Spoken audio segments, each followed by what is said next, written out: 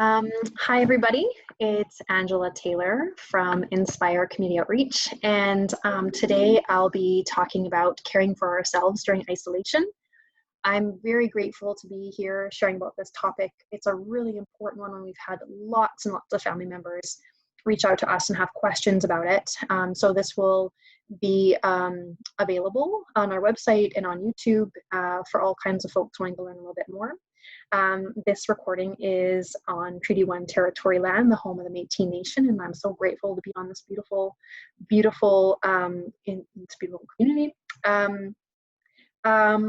We are going to be showing a presentation and answering questions along the way. And at the very end, I'll be answering some specific questions by community members that are pretty important. So hang tight and buckle up, guys. It's going to be a good one. I'm from Inspire Community Outreach. I'm very fortunate that I have been a part of Inspire since the beginning. We're 6.5 years old, and we're an incorporated social services agency providing evidence and culturally informed family-centered education programming designed to meet the needs of those living with mental health issues and neurological and cognitive differences. We live by compassion, education, and inclusion. We support youth and families all over the province of Manitoba and beyond, and supporting specifically families that include children ages 3 to 29 with some kind of awesomeness, some kind of exceptionality, mental health differences, neurodiversities like ADHD or autism, and sometimes cognitive differences or different ways of learning as well. And we are very fortunate to be able to work with this population and have them lead us, which is how Inspire works, is kind of filling social services gaps and having them tell us what they need and how they need it. So we're going to be talking about self-care. I know I said it, but the reason that we're talking about self-care is because it is extremely important, and it's maybe more important now than it ever was. The elephant in the room is that right now it's COVID-19 and we're all in isolation. A lot of us have had recent news that we'll be in isolation for many months without our kids going to school. And in terms of my life, that means I'm doing 80% more than I was before. So managing to do different types of support for community. I'm currently volunteering and supporting folks, and I'm also supporting my children, who are incredible people. I've got 3 kids at home, but it's pretty busy. And we've got also caring for our homes, our partnerships, connections in the community, like parents and aunties and uncles. I'm just going to make sure that everybody here has got their mute button on, please. There we go. I'm going to mute you. Perfect. Okay, so self-care. Being a caregiver is physically and emotionally exhausting. That's not going to be news to you as a caregiver. You can burn out. That statement of burnout, or that word of burnout, is something that a lot of people talk about, but what is it exactly? It can be different levels of exhaustion. It can be various levels of, I got nothing left to give, and that's okay. As caregivers, sometimes we do get on the levels of burnout. If we're low on the levels, that means we can recover quickly. And if we're high on the levels of burnout, that means we literally got nothing. A lot of us have been everywhere on the scale, and we will continue to be during now as well. Chronic stress, like COVID, can release stress hormones. Big shocker there. The good news is there's always natural ways to combat this response. Nourish yourself to flourish. We're going to be talking about different ways that we can deal with the stress hormones in our body. That's cortisol. It's super fun. It adds up in our body little bit by little bit by little bit, and it really affects every part of how our immunity happens, how we process and digest food, how we sleep. And so if we're able to do a little bit every day, that adds up too. So just as those stress adds up in our bodies, dealing with stress in a positive way also adds up in our bodies. And so I don't want you to have any any concern over that. Hang on, make sure everybody is muted. Perfect. Okay, so I found this on social media and I love it. Of course, it's not just motherhood, it's also being a parent. And so this is the invisible load of being a caregiver right now. So number 1, stay informed. Number 2, disinfect. Number 3, adapt by the hour. I don't know about you guys, but I'm certainly feeling like that. You know, not just, you know, getting emails from the school, and we have an amazing school, incredible educators and administration. And I'm still getting information all the time of, don't forget to log in here, learn about what you need to do for your kiddos. I've got 3 kids in 3 different grades. And every time I get an email like that, I have a mini panic attack. And these are the most favorite people that we have. So I can only imagine what other families are going through as well. I know it's hard. The fact that I'm not getting a break. You know, before, when I was, you know, living my life, and, you know, we had school, we had respite, we had babysitters, we had grandma, we had aunties, we had all these great visits with friends. That was a break for me. Caregiving right now, there is no break. It feels like my kids need to eat every 30 minutes. I don't know, like, if there's like a clock in their stomach that's like, you should eat all the time, but essentially that's what's happening. So it's really difficult, you know, to manage what feels like 80% more work than how it was before. And it already felt like a lot. So now it's just like 24/7 parenting all the time. The kids aren't sleeping well. They're all kind of feeling stressed. Their emotions are enormous. Their feelings are gigantic. Lots more meltdowns and sadness, and just lots of cuddles needed. This idea of worrying about enough supplies. I've been to the store a couple times. I've looked online. I cannot buy toilet paper to save my life. Thank goodness I'm a bit of a hoarder, because if I hadn't had like an extra set of toilet paper, I would have run out a long time ago. Number one is I'm trying to regulate myself. If I'm not calm, how am I ever going to calm my kids or care give my kids? I can't. So there's this pressure to keep calm all the time, which is a pressure which makes me feel less calm. So, you know, embracing that this is the way it is something that has been really challenging, not just for me, but for everybody that's contacted Inspire and the team here. And what we're seeing on social media is people are having a hard time staying calm and being respectful on social media. That's a whole nother episode of Inspire Community Outreach. We're isolated from supports. My best friend and I, we chat all of the time, and I find it extremely regulating, calming. I'm excited to talk to her. I feel thankful for her. It's something that is enriching in my life, and not being able to see her and be in her presence is really hard for me. We also have the kids play together, and so that's also a break for me. You know, video chat can be very helpful if you're tech savvy, if you have internet, if you have a way to watch it. And if you don't, it can be even more isolating. Working from home, anybody have the pleasure of trying to do webinars from home? No? Well, it's super. Working from home is something that I've always done, but I always did it when the kids were never here. And so now that they're home, what feels like all of the time, working from home becomes that much more challenging. Trying to fit in calls, do typing, when we're trying to focus on one thing, and then our kids are going to naturally, because they're humans, interrupt us because they don't understand what we're doing, right? Then we're having to shift our focus from one thing to another and then back. And that's also exhausting. The expectation of homeschooling. There are some people who are trying to do 6 to 8 hours of schooling a day. Don't do that to yourself. If you can manage to get your kids to do 2 hours in the afternoon, like, kudos to you. Congratulations. I would like to give you an award. Find something that works for you. We'll talk a little bit more about homeschooling and shifting our expectations to help ourselves, but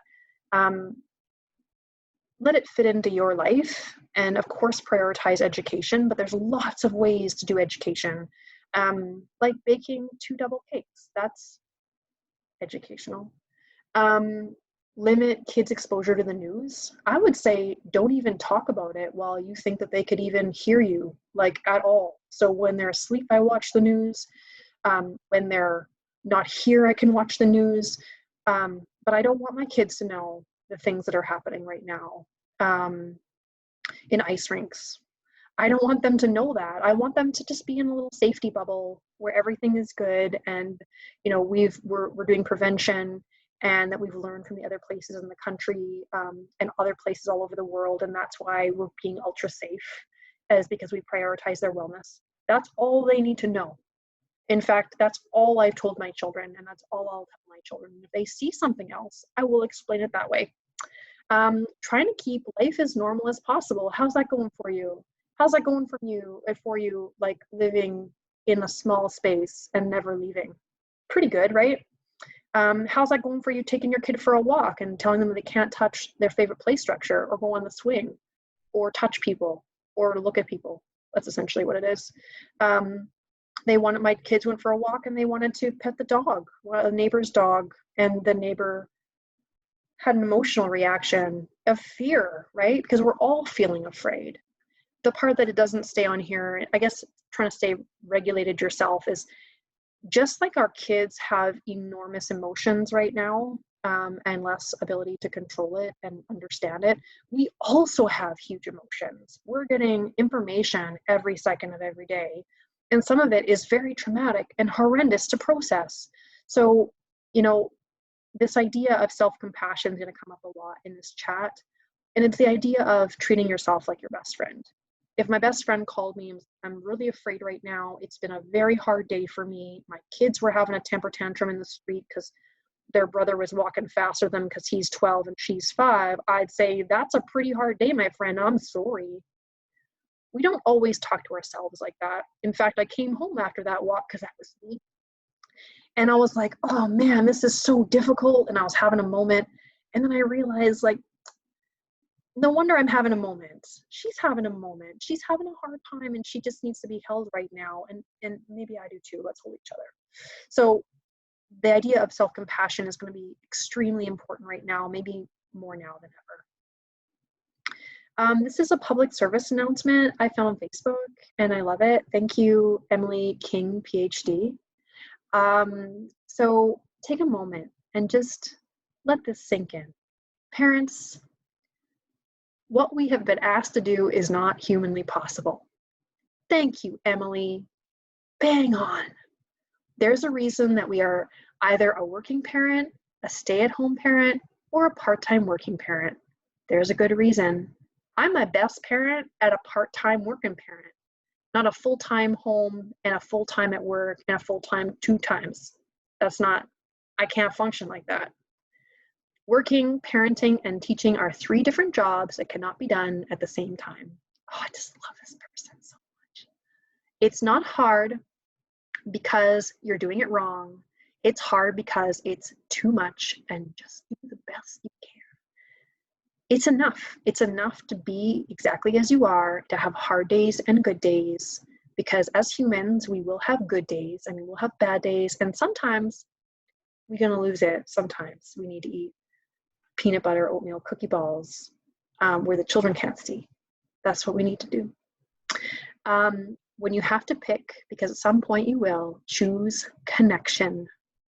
Always choose connection with our kids, always. Pick playing a game over arguing about an academic assignment. Pick teaching your child to do laundry rather than feeling frustrated that they are not helping. Pick laughing and snuggling and reminding them that they're safe. If you're stressed, lower your expectations where you can and virtually reach out for social connection. We are in this together to stay well, and this means mentally too. I want you just to sit with that for a sweet moment. Just sit, breathe it in, connect. This is what our kids need. Yes, they will learn. They will have lots of opportunity for learning with us, connecting with us. My kids are learning right now by baking and being in the kitchen with me while I'm doing different things.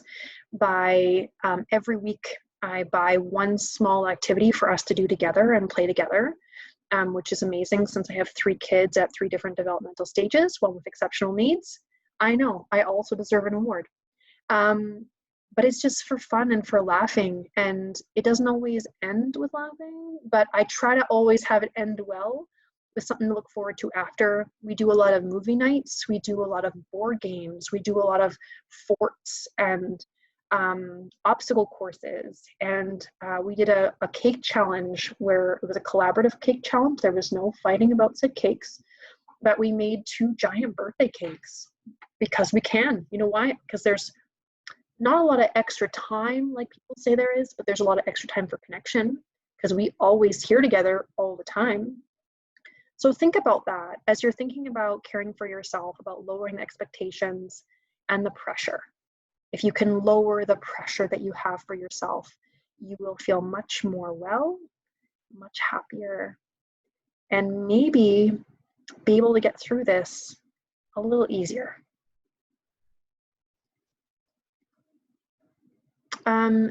This is my favorite. Okay, so this is for real my I think it was like my day 6 home with the kids in isolation schedule.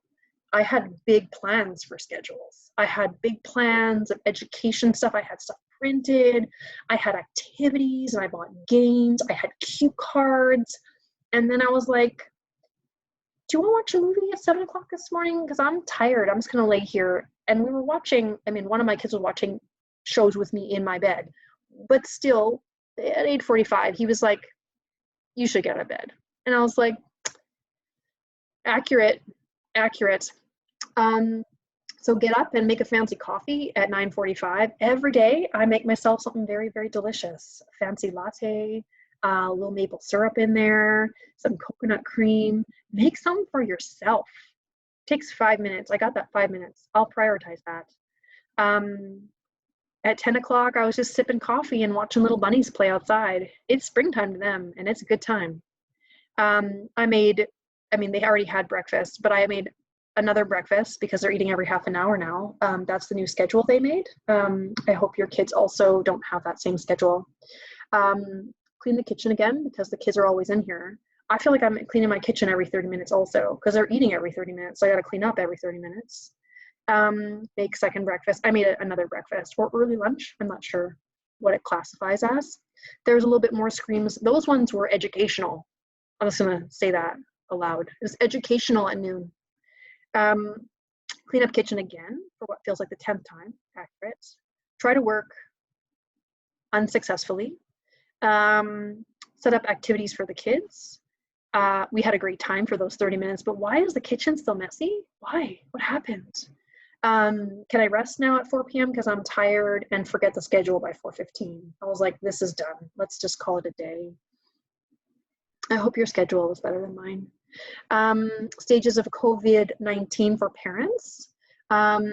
So one of the things I want to acknowledge is that, like the stages of grief, one of the things that we're feeling is grief. Of all the big feelings that we're feeling, frustration, confusion, like disillusionment. I feel like I'm like, what day is it? What time is it? You know, just totally confused. I also feel like this sadness of the life that I knew, the life that I loved, is not here anymore, and that's sad. And so at first I was super in denial, like the most of us, right? So, you know what? My kids are gonna be fine. Just staying at home with me. It's gonna be so great. You know, we're gonna have so much time for baking. It's gonna be great. So I did a little bit of that. You know, I can video chat the birthday party. It's no problem. Also, Kit Kats will fix it. It'll be fine. It'll be fine. It's gonna be fine. So that's the denial phase. If you're still there, that's okay. You be where you need to be. And then I got angry. I remember I was trying to work on a presentation and I was like, this stupid computer is not working. Oh my goodness, I'm angry. Wow, this is amazing. That was my anger phase. And then I was like, oh, these kids, oh, so help me. Why did I forget toilet paper? Now there's no more toilet paper. And I was mad about toilet paper for a while. And then also that I just want to get out of here. That's natural feeling of being frustrated that we can't leave our house, right? That's that anger phase. Are you there right now? If you are, that's okay too. Bargaining is this like, if I do this, it'll be fine, right? That was the like, look at these activities I prepared. Wow, they're super nice. Can you believe that? It's like a dream. Oh yeah. So there was a lot of that. If I just do this, it'll be better. If I just make this webinar, it'll help people and it'll be better. That's bargaining. Again, if you're there, that's okay. Flight freeze, that's like that emotional reaction. I'm so sad my kids can't go to school. Get them away from my body. If I could just watch something funny, it'll get better, right? Yeah, those big feelings that we all have, for sure. And then acceptance. I'm so grateful for this house and my friends and toilet paper. I feel like, you know, for the most part, I've accepted this. My kids have accepted this now. But then I'll see something else on the news, and then I'm like right back into denial. Oh, that can't be true. The numbers in the United States, that can't be for real. And then I'll be angry about it. Oh, they should be doing something. So it's normal to be at a place of acceptance about this really traumatic experience, and then also have something else happen and be bumped back, because it's a new grief. New information is new grief. And so if that happens to you, don't be afraid. It's normal. It's natural. You'll get through it. I promise. And your denial or your anger or bargaining, whatever, might be really different than mine. Or maybe it's the same. And just like have compassion about it. If your best friend was like, oh, I'm just so angry, I want my kids to be out of this house, you'd be like, I get it, right? So just do that for yourself as well. I saw this on Facebook. Someone sent it to me. I don't know where it's from, but also I laughed for a good 10 minutes straight. My kid's new teacher is so awesome. I should really get her something. Add to cart. Truth be told, I haven't bought anything for myself, but I do that for my kids. Like I'll buy something special that we can do together. But like anybody who's trying to be an educator right now, who's not trained as an educator, just kudos to you. Just make yourself a fancy coffee, okay? Affirmations in a time of quarantine. Think about it. What can you say to yourself when you're feeling that pressure, that stress, that will allow you to rest? Permission to rest. I give you permission to rest. I don't have to be productive to be worthy. You don't. My feelings are real. I am doing enough. I am enough exactly as I am, and so are you. I'm allowed to take a break from the news cycle. In fact, I encourage you to please take a break from the news cycle. If you need to turn your phone off for a day or two, for an evening, for 5 minutes, please do that. The stuff on there is heavy. One thing is heavy, and there's probably a good 100 an hour. So take a break if you need it. I deserve to be cared for. That looks a little different right now, but that can also mean reaching out to your friend and saying, I need you to say to me these words. Everything will be okay. And then being able to accept that kindness, that love. Or if someone wants to do something kind for you, you know what? Ice cream, drop off ice cream, my friends. Kit Kat, do it. I'm allowed to be fearful. I'm allowed to be afraid right now. I don't know what's up. I'm scared that if I go get French fries for my son, there's gonna be a 16-year-old kid in that A&W and they're gonna somehow contaminate my son's French fries. Guess what? I'm allowed to be fearful, but I ain't going to A&W right now. It's our favorite. It's sad. It's sad for me. I can spend extra time on myself. If you got it, do you have time? Try to make it. I mean, I know that lots of people who don't have kids right now, like they're saying, there's so much time. I can do renovations. I can learn all these classes. I have less time now. I have less time than I did before, but I have different time. So I can do extra things for myself while my kids are still home if I set them up with something. If you have older kids and they'll actually do something away from your body, congratulations, don't rub it in. So there's a lot of Options for support online. I know that a lot of the social services, a lot of the services and therapies that we were getting before are no longer open, or they're different. And so these are some tips and tricks that we had put together about how to be successful if you need to do online therapy. And so finding a quiet space. And this can also be if your therapy is connecting with your mama on the phone or through video chat, just do it. Make a plan every week. Find a quiet space, an empty room, a cozy blanket. Make the least amount of distractions that you can. Try not to multitask. Try. Have privacy if you can. So book a time when your kids are asleep. This is your time. Technology, try to get it set up. There's lots of really cool software that you can download like this. And it takes time to download, and it's really nice to test it out a little bit beforehand. If you do have therapy coming up with somebody, especially if you've arranged it and they've arranged it, it'd be wonderful for you to test it out with a partner and just make sure it's working really well so it's smoother. And be prepared if you want to take notes. If you want to have a snack, I highly recommend a snack and tea. Do it. Make it about self-care. Make it a little extra just for you. We also do have some free online sessions. We have some recorded sessions. We also have sessions that are one-on-one, and it's specifically for people who, maybe they want to ask questions that they don't want to have other people hear. The one-on-one sessions are really effective. Even if it's short, we can arrange that with you. So check out our website when you have a chance. So common experiences for caregivers. This is from quite a bit of data, but also just from living it. I'm sure you live it too. You get tired. We get tired because we're thinking about other people. Our resources, they're not infinite. They're not, endless.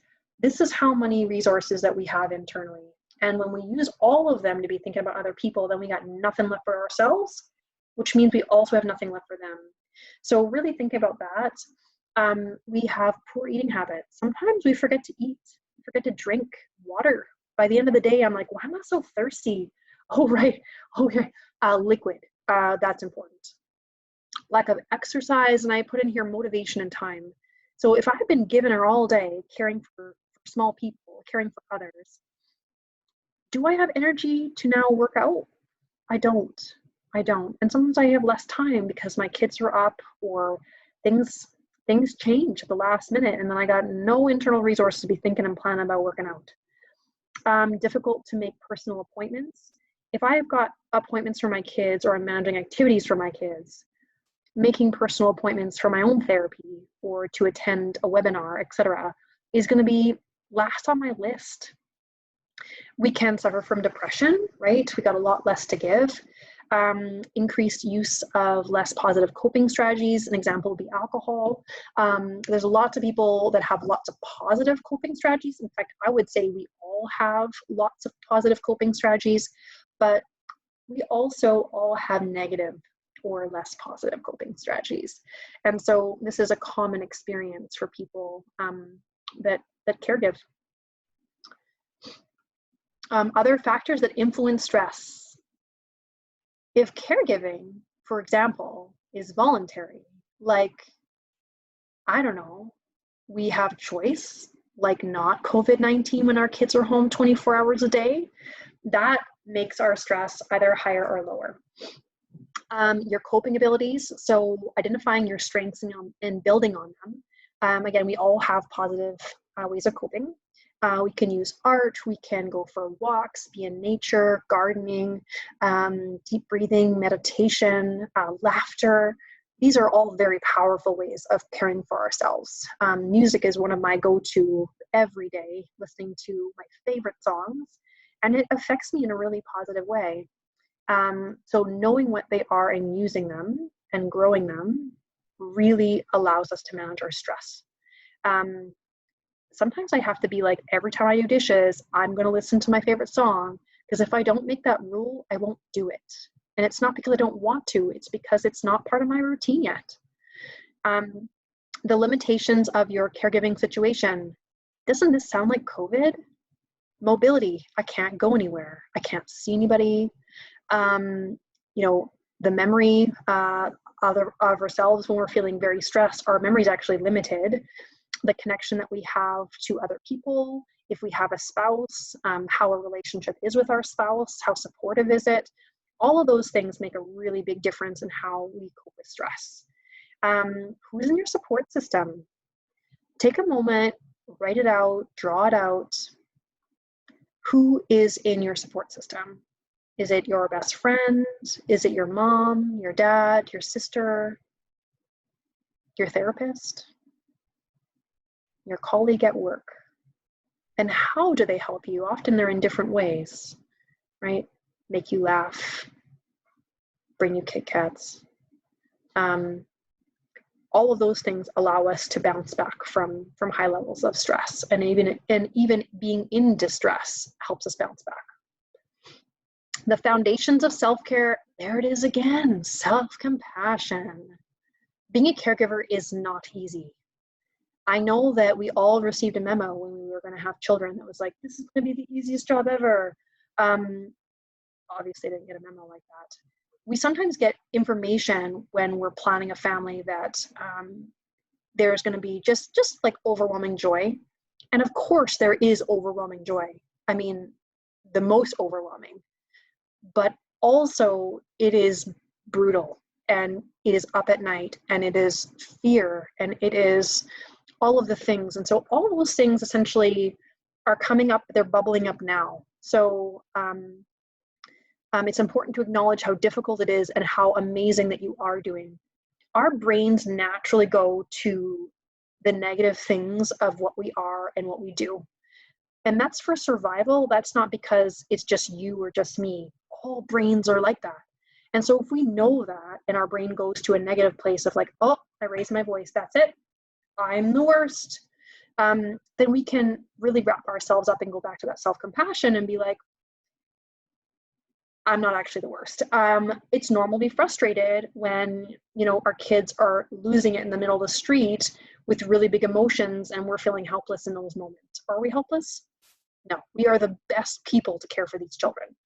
We are the best people to have relationships with these kids, whatever that looks like. And it's still hard. And it's still hard. When you take care of yourself, everybody benefits. This is a pretty famous statement. You know, you can't pour from an empty cup. Take care of yourself first. But it is a lot easier to say than it is to do, especially those of us who are raised to be helpers, who are raised to put others before our own self and our own needs.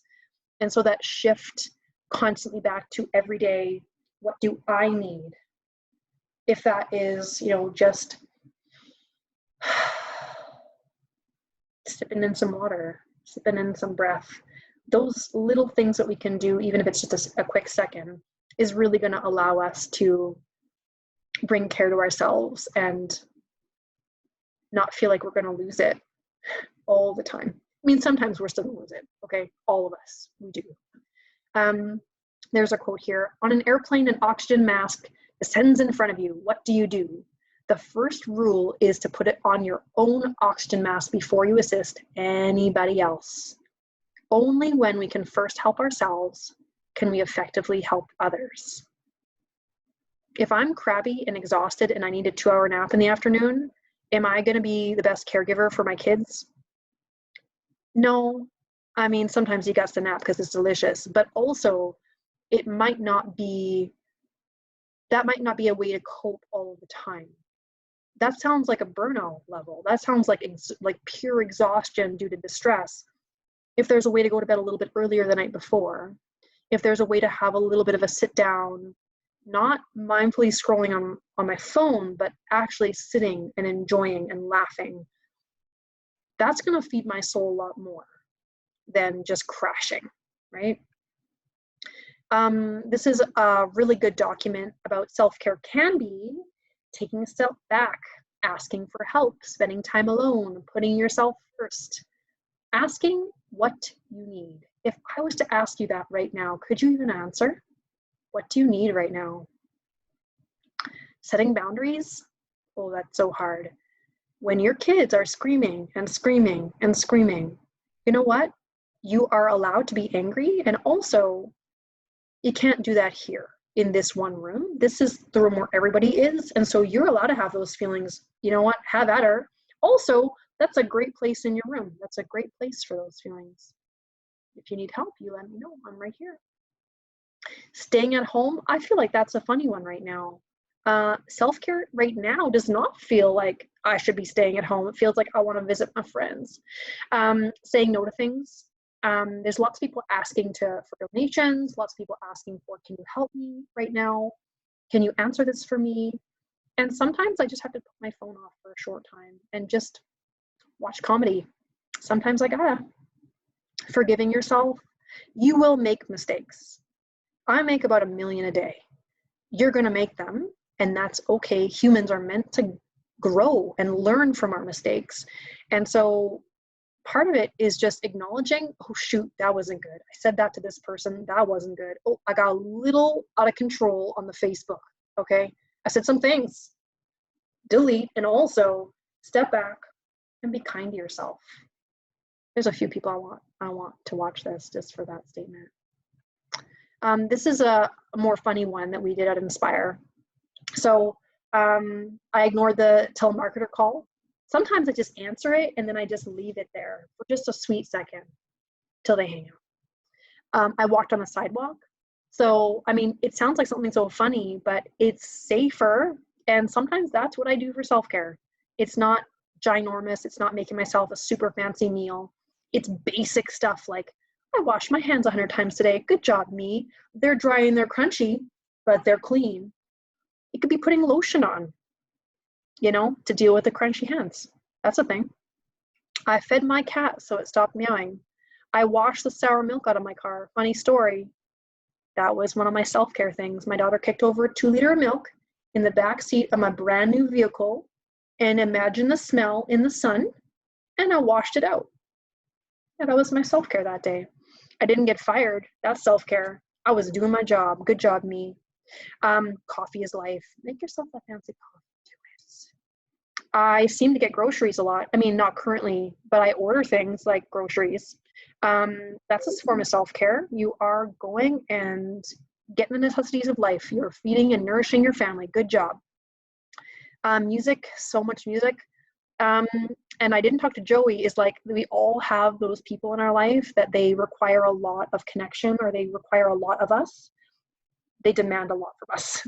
And just having a day or an hour where I'm not talking to them feels like, okay, that's self-care to me. That can be our self-care.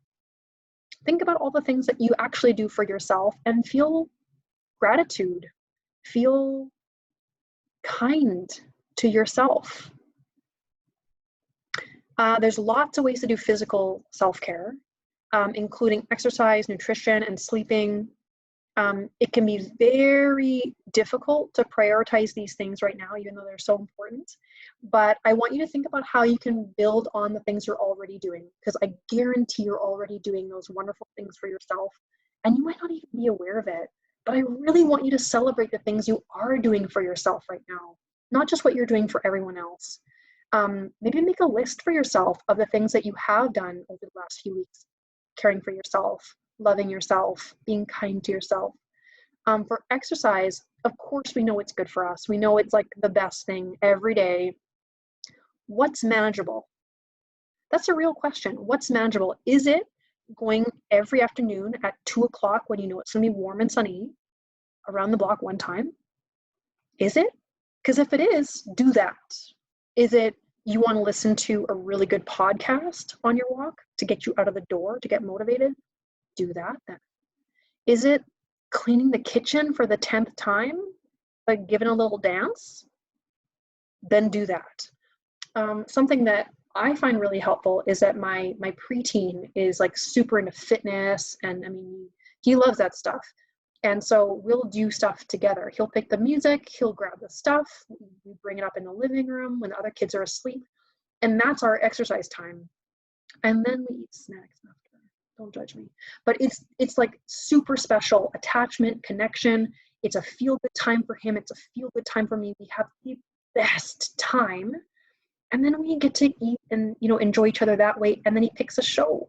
So kind of in terms of being kind to myself and checking off all the boxes, it does everything. So if you have an opportunity to connect with your kiddo that way, I highly recommend it.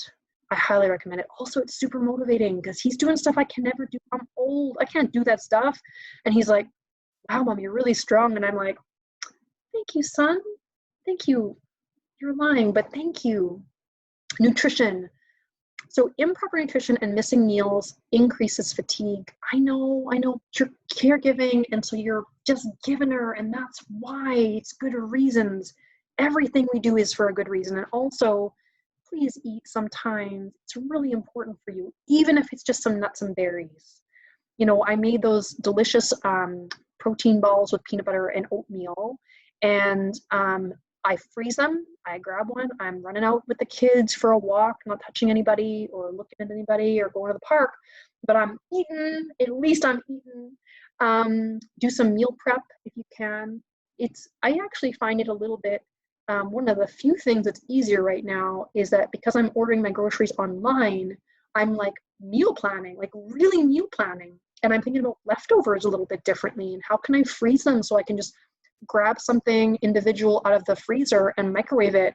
So I encourage you to make sure that you're eating nutritious things. It's really important, and I want that for you. So reduce food that increases inflammation in the body, like high refined sugar and alcohol. If that's the only reason that you limit your sugar and alcohol, let that be the reason, my friend. Imagine stress. Now imagine you're putting fire or you're putting gasoline on fire, right? Like that inflammation, it makes our bodies hurt more. It makes us more exhausted because when you live with chronic pain, it is exhausting, exhausting. First off, we don't sleep that well. Second off, just the pain alone is putting our whole nervous system like on fire. So you're managing regulation while in pain. Like that's just a lot extra for you. And if you can minimize that, do it. Do it. Sleeping. Okay, so sleeping is the most important thing. And I ain't getting a lot of really good sleep lately. I'm stressed. I got lots of things. My kids are up in my bed. Why are you doing that, son? Think about having a 10-minute nighttime routine. Set some rules for yourself. A lot of us do really well, especially the neurodiverse population. We do really well with rules. At 10 o'clock, my phone is off. I am upstairs. Can I watch TV? Yeah. Can I read my favorite books? Yeah. Can I have a hot bath? Yeah. But guess what? My phone is off. And so it is amazing when you can have that opportunity to just be, this is my time. Whatever comedy, whatever relaxing, whatever I want, I can have. Lots of folks, they're like, oh, I do a skin mask. I do my stretches. I do my yoga. I don't do that. I don't got energy for that at 10 o'clock at night. I'm exhausted. If you do, have at it, my friends. Sleep time tea, do it. If you want to like read some kind of, scary novel, do that too. Make a routine that excites you, like you want to do it, because it's got to pull you away from whatever else you were doing. And the mindless scrolling that we often do before bed, not the best for you, not the best for me, not the best for any of us. Spiritual self-care. Whatever you believe, surround yourself with that community. A lot of us, it says join gatherings and prayers. There's tons of stuff online right now. Every week I'm learning about a new church, a new community that's doing some kind of service broadcasted. And if that's for you, do it. I want you to be well. And so that can be even meditation and breathing work. It could be breath awareness, mind-body exercises like yoga, tai chi, meditation, guided meditations. There's tons of great stuff for free. If you look, one of my favorites that I share all the time is called Brainwave Binaural Beats. And it sounds kind of like gentle humming, but it actually soothes the neurology of your brain. And so even just 5 minutes can really help, especially with sleep, or focus. Focus is one of my favorite ones. Breathing example, I'll have you guys check that out.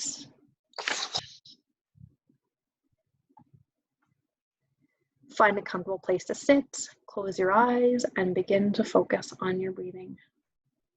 As thoughts come, let them pass and focus again on your breath.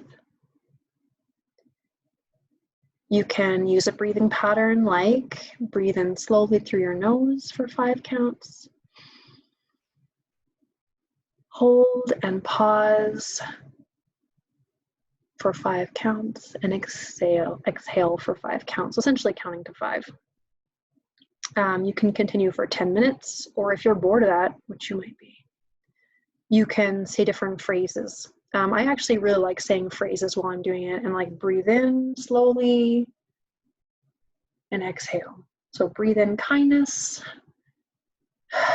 exhale frustration. After today, I needed that one a couple times, my friends, a couple times. I breathe in calm and relaxing energy. I pause to let quiet energy relax my body. And I breathe out and release any anxious or tense energy. That's a good one too.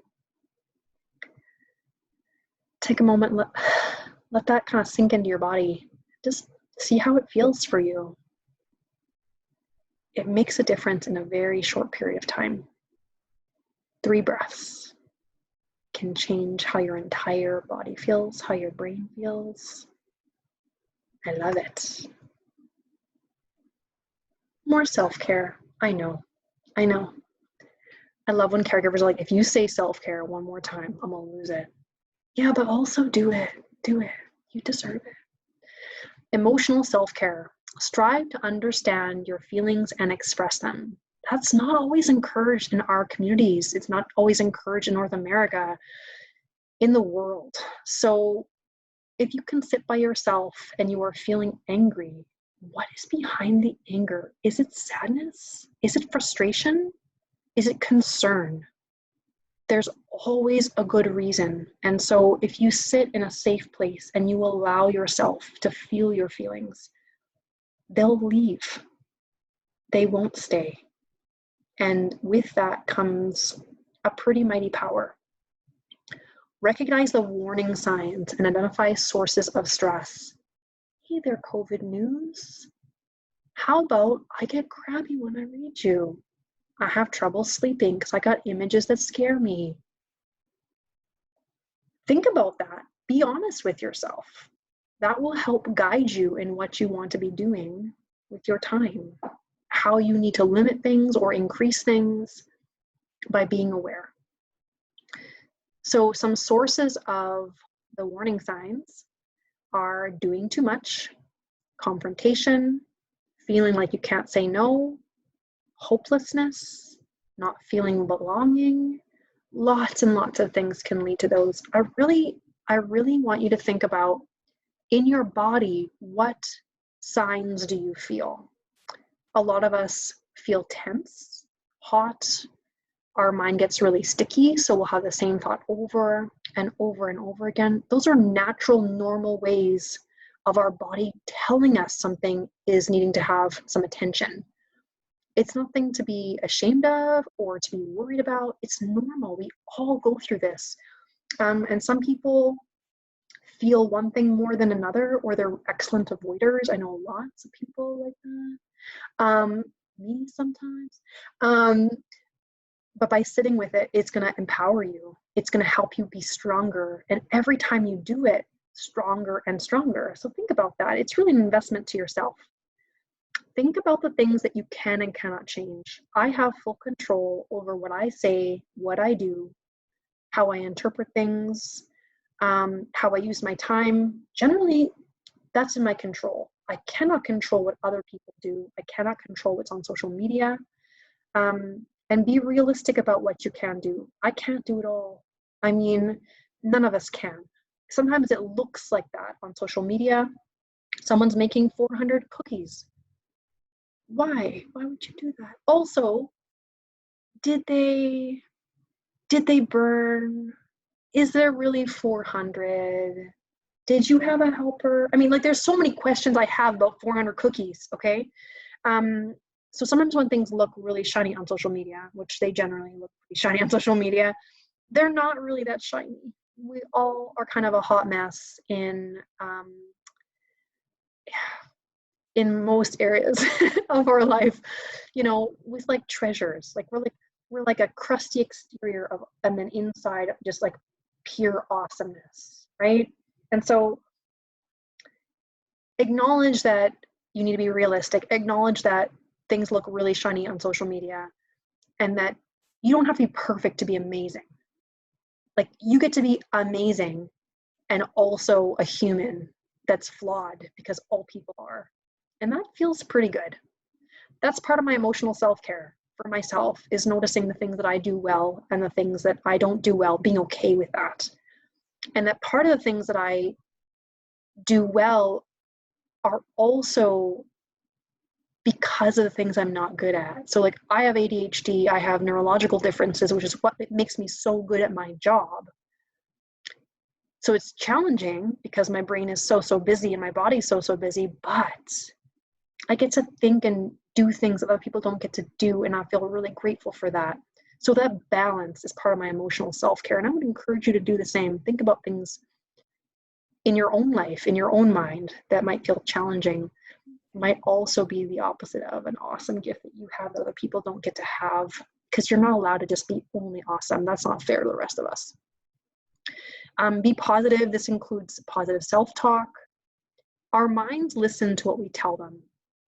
That also goes for if we're experiencing something, we don't respond to the situation, we respond to what we tell ourselves about it. If we think the situation's going to be forever, we're going to feel really stressed about that. The reality is the situation's not going to last forever. It's for a long time maybe, but is that forever? No. We also tell ourselves, you know, this is because of me, or this is hurting me. Is COVID because of you? No. Does it hurt you? Probably. So if we minimize those thoughts of, there might be some small ways that it affects me, but if I do all these things by keeping my family and me safe, it will really affect me much less. And that helps me be positive about the situation, is knowing that I'm doing everything that I can to be well for me and my children. And that's pretty good. That's pretty awesome. Also, some of the thoughts that we have that affect us negatively is, this is going to affect everything. COVID affects my whole life. Everything about my life is totally swamped and overwhelmed with COVID. The reality is it's not. There are lots of ways it is, but my home is still safe. I still have my artwork. I still have my favorite things. My friends are all still around. I get to chat with them via Messenger, but still it's pretty good and I love them. I have plants. I have my backyard. I'm going to do gardening. I'm going to have a fire. Like, it's going to be great. There's some things that aren't affected by COVID. And reminding myself of those things are very powerful. In fact, that affects us in a more positive way than almost anything else can. So really think about those pieces for yourself. You deserve that. Practical self-care, budgeting, cleaning and chores, goal setting, learning to communicate with your physician and your team about your child's care and for your own care. What do you need? Services are really different right now. And if that's an area that Inspire can help you with, about making a list or how to advocate, if there is something available for you and you would like some help to get it, maybe we can help. I know it feels like we're alone right now, but we're not alone. Everyone is in this together. We are all figuring this out together with no answers. Like, I don't know does anyone know exactly what to do right now? I mean, look at the government. They're trying, they're giving her. They're really researching and they're really trying to help us, but they don't have all the answers. They're just figuring out as they go, because this has never happened before. So if there is something that we can do, if you just need a quick one-on-one session, you need a chat, you need to connect with other parents that are like you, living what you're living, then let me help you. Let me help you connect with those people, because you're not by yourself in this, and neither am I. Goal setting. I know goals are different right now, okay? I still have goals. I still have goals to go to school. I still have goals to eat well. I have goals. And so should you. Be specific, make them measurable, have them actually achievable, realistic, and make a timeline. Because if they're ideas that you want to do and they're like pie in the sky, I want to do all the great stuff, that's great. I love that for you. But if you make them SMART goals, you're going to maybe get that right away. And I want that. Cleaning and chores. I don't even want to talk about cleaning and chores. I feel like that's all I do. I mean, it's important, practical, right? Like I have to clean the kitchen 1,000 times a day. Like I have to. You know, there might be an opportunity where you can ask for some help. I generally, my oldest kiddo, I will have him do things with me. We'll put on our favorite song and we'll do the dishwasher together. I know I'm still doing it. I know, but it feels less challenging if I have some help doing it. And it really does go by twice as fast, and it feels way faster than that. So if there's ways to make things a little bit easier for you, try to do that for yourself. Social self-care. Right now, I find this really hard. I'm a very social person. I have a high need for connecting, like a lot of us. Staying connected with my social group. I feel very grateful for Wi-Fi and the internet. I chat with my friends every day just to check on them, sending funny memes. I highly recommend. My clinical recommendation to you is send all your friends hilarious memes. It's very important. So set aside time every week, just so that you can walk around the block with your friend, but also like this far apart, but also put them on your messenger. They go for a walk in their neighborhood, you go for a walk in your neighborhood, bam, you're walking around together. It's going to be great. Find local support groups. There's tons of stuff on Facebook, tons and tons and tons of great, amazing parents and humans connecting.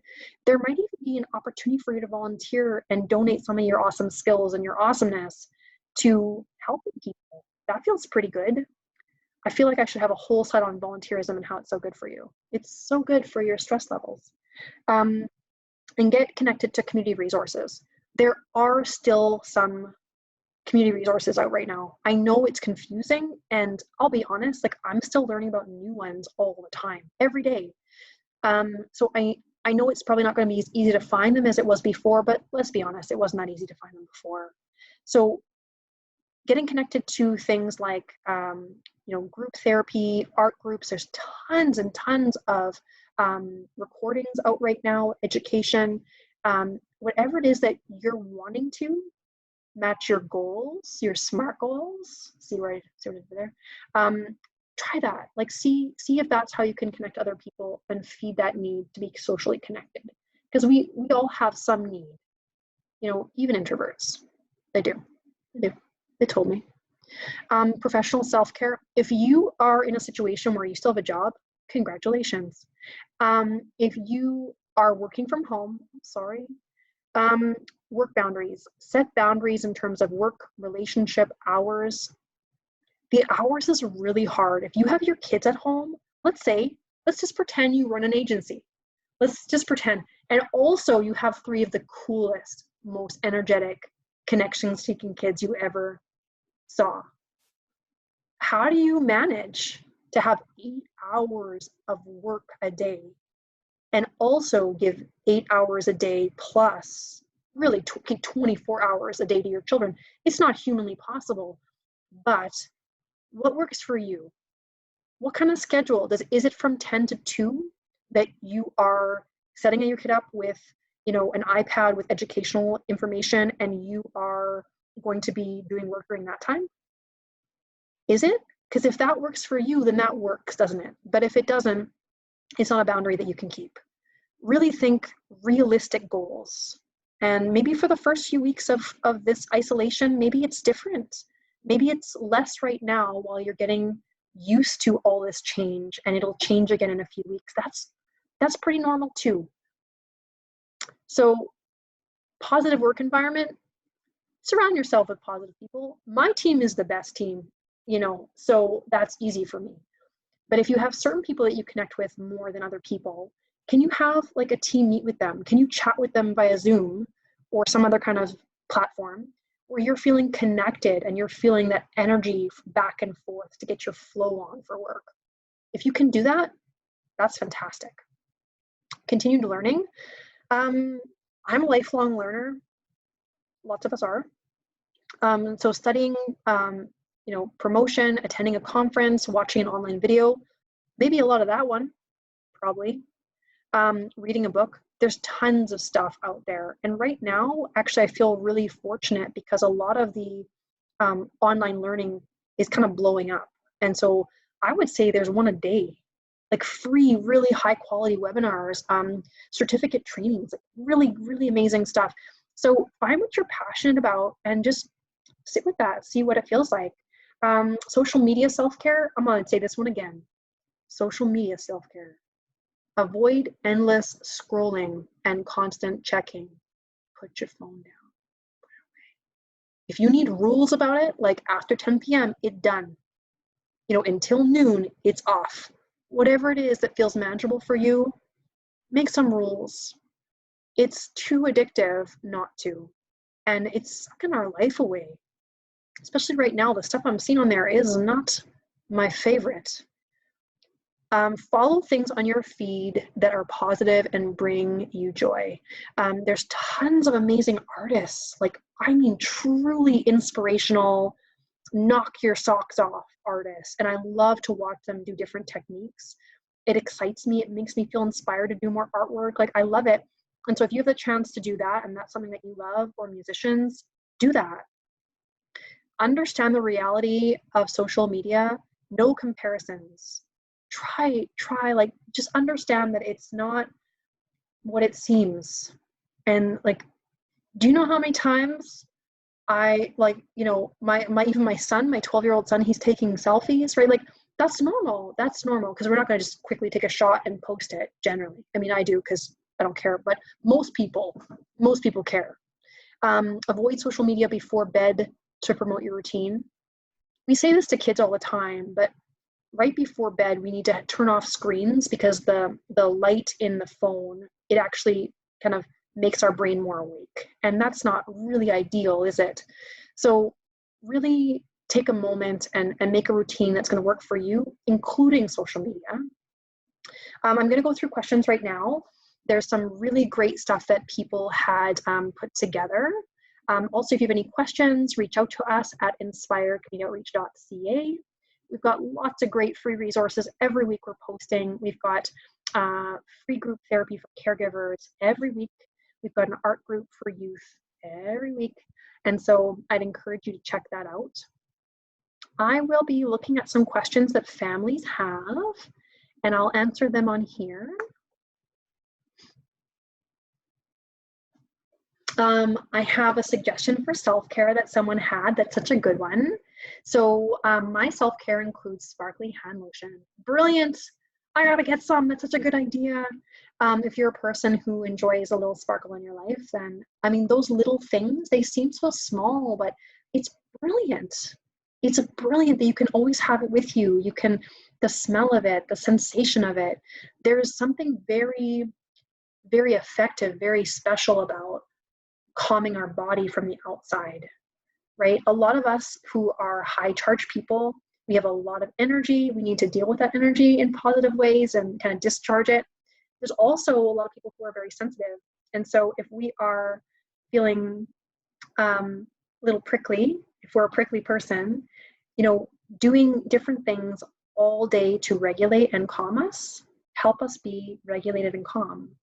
So I'm a high charge person. I need soft blankets. I need, a weighted blanket sometimes. I need music often. I need to connect with people a lot. Those are things that I need to be well and is part of who I am. And if I manage that, it's amazing how well I am every day. So those are things I want you to figure out in terms of what you need, what makes you feel good, and just incorporate that into all of your sons, or all of your into your kids' lives, into your life, into your partner's life.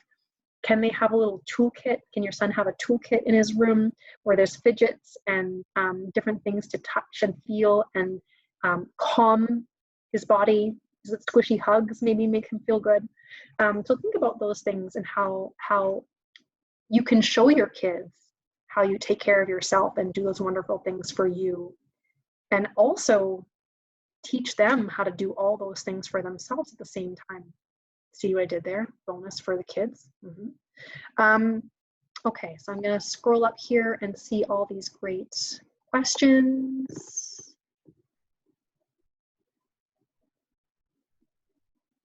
What happens when our kids are asking about all the COVID details? This is actually something that lots of families have come forward and asked about.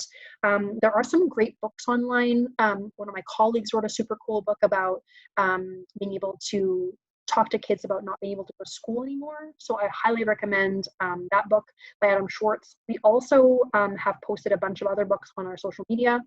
I'm actually going to be making COVID-19 page on our website that has tons of good stuff that we think, that families have said this was really, really good, because families, they know everything. We also have some tips and tricks in our Managing at Home toolkit that's about how to talk to our kids about COVID. And for kids who are really sticky, anxious kiddos, curious kiddos, scientific kiddos, brilliant kiddos, they're going to have different reasons for wanting to know all the information, and none of them are wrong. They're all right. But trying to match the information we share that's going to help them feel safe. So, for example, one of the most effective things for us in our family and some of the kids that I've been working with is that when they're getting really sticky on, like, why is it that I can't leave the house? Tell me, like, are we in danger of dying? Well, the reason that we're not leaving the house is because we've learned from every other country in the entire world about, like, how this, how this disease is working. We're still learning every day, but we've learned the things that they've done well and the things they haven't done well. And so we have gone above and beyond. We are trying to step ahead of it. We are trying to be so ultra safe to the point where we're not even going to play structures. Could you imagine that? There are some other places that lots of people go to that might have germs, and getting them to answer the question. And so my kids were like, well, school. Oh, that's why school's closed. Exactly. It's not because, we're being silly about it or trying to control you. In fact, it's like, we just care about you guys so much. We just really want you to be the most safe, right? And that helped them understand. And so if that's something, that might work for your kiddos, I encourage you to try. Ultimately, you know best what your kids need to hear. That's just something that's been really helpful for kids to kind of take in when they're ready. I would keep parameters around their screen time, because even on YouTube, there's stuff about it. And so my kids scrolling on YouTube, it's watched so much by everyone else that it's popping up on their feeds. And so I'm just there watching, just like, oh, here, that's not trucks. Nope. Skip it along. And so kind of being around or putting parental controls, they don't always work perfectly, but they work pretty good. And it's a way that we can help keep our kids safe. I recommend not answering all the details. My recommendation is, please don't tell all your kids all the details about COVID. It is really scary stuff, but there are books like made for kids about what it is and how it works and why we want to be safe online. And I will post those as well, because it's just a lot for us. We're trying to figure it out, never mind also trying to translate what we should and should not say to our kids. And a visual is going to be really effective for all kids, even if they're exceptional, maybe especially if they're exceptional. Let's see. So some of the information that was asked online was mental health and COVID. So, if we all have positive coping strategies, and I would argue that everyone's mental health is being affected by this. I don't see how it couldn't be. Everyone I know is being really affected by it. We have more worries because obviously there's more worries. And the coping strategies maybe that we had, like connecting to other people or going out with our friends for wings or whatever, we can't do that anymore. So there's got to be some creative ways that we do learn to connect with people. I've been wanting to plan like a wing night with my friends where we're all eating wings and we're all watching the same show at the same time on something like this, where it's a software or a platform where people can connect through video. And so finding a way that's safe to do it is going to be is going to be a little bit tricky maybe, but once we figure it out, it's going to become a new normal for a little while. And the coping strategies that aren't affected, like listening to music, we're going to rely a little bit more on those. And just to be mindful that it's going to be natural for you to want to eat all the Kit Kats. Also don't, because I like them and I want to have some too, but mostly because it's not super healthy. It's not a good coping strategy. In little portions, treats are fantastic, right? It's a good coping strategy in little portions, especially when you eat them mindfully. Now you're doing mindfulness. So if you take, let's say, a treat and you really savor it and you smell it and you enjoy it, that's mindfulness. You do mindfulness all the time. You don't even know. You don't even know. Also, if you can, like, I would recommend for you to, if there is somebody like a best friend or somebody that you get along with really well, you're close to, it's a supportive person for you, having a regular check-in where you're sending funny things, or you're saying, this is a really hard day for me, I need you to say this is going to be okay. Having that be part of your regular routine will really help with your mental health. And I want that for you. I want that for everybody, because it is a really difficult time for all people. And not all therapists have shut down. Not all social services have shut down. There are lots of places doing essential services like groceries. And there are lots of us, even folks like Inspire, who are not even charging for the help because we know that finances are affected by COVID. So really think about, what kind of plan do you want? What kind of resources, what kind of helpers, what kind of coping strategies are the most helpful for you right now? And build a little plan where, let's say this 1 week you do this one new one. Try it out, see how you like it. Next week, maybe contact us and say, I got a kid that's having a hard time right now. What do we do? And I'll say, oh, so happy you called us. So happy you emailed me. We actually have a session for that, because we probably do. Some sessions that we have coming up to be recorded are essentially chosen by the community about feelings in kids, about health anxiety. That's a really big concern that we're all having right now. What am I supposed to do to manage for the next 2 months, 3 months, 5 months? We're going to get through it. We're going to get through it. So I would love for you to reach out to us. We've got lots more topics coming up. InspireCommunityOutreach.ca, and I will look so forward to connecting with you in the future. Be well and take care during social isolation and all the times.